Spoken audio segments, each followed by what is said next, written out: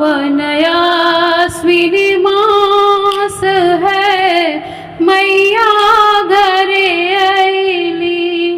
घर घर पूजा पाठ है दुर्गा घरे अइली।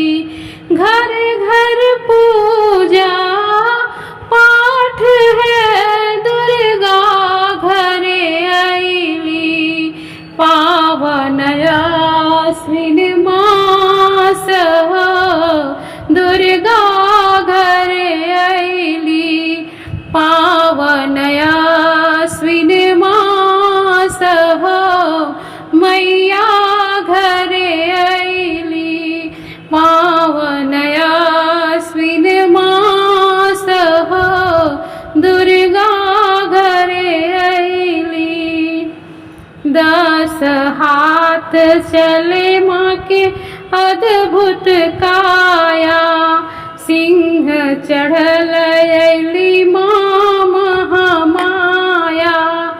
10 हाथ चले माँ के अद्भुत काया। सिंह चढ़ल अइली माँ महामाया। गह गह करेला निवास हो मैया घरे अइली। गह गह करेला निवास हो मैया घरे अइली। गह गह करेला निवास हो मैया घरे अइली। घर घर पूजा पाठ है मैया घरे अइली। घर घर पूजा पाठ हो मैया घरे अइली। लाल बसन माँ के लाल गले माला। लाल बसन माँ के लाल गले माला। चक्र गदा हाथ मुंडक माला। लाल बसन माँ के लाल गले माला। चक्र गदा हाथे मुंडक माला। असुर के करती विनाश हो मैया घरे अइली।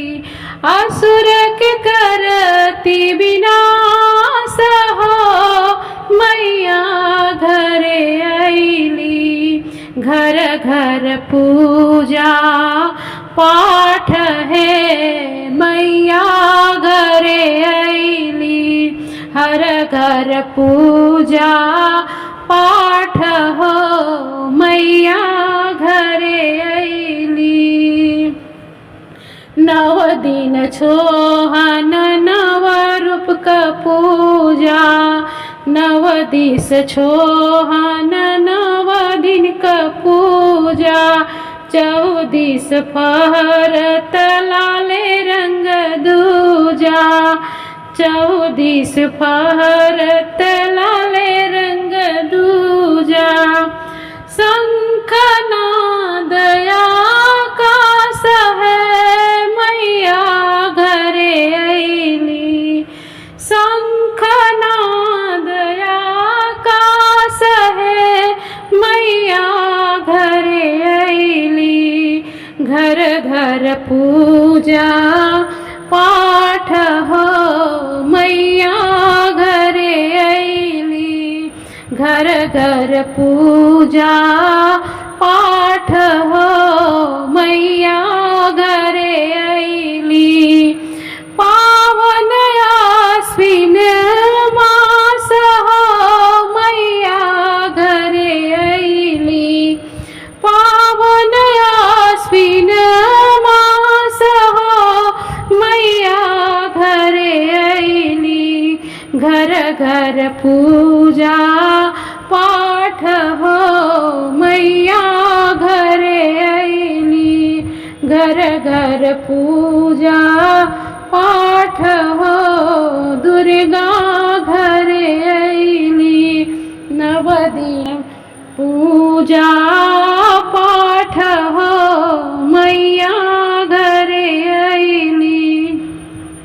घर घर पूजा पाठ हो मैया घरे अइली।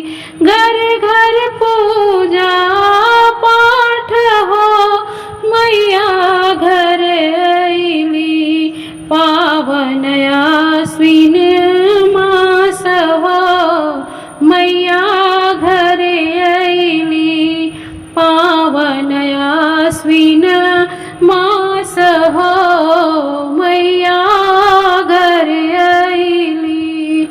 पावन आश्विन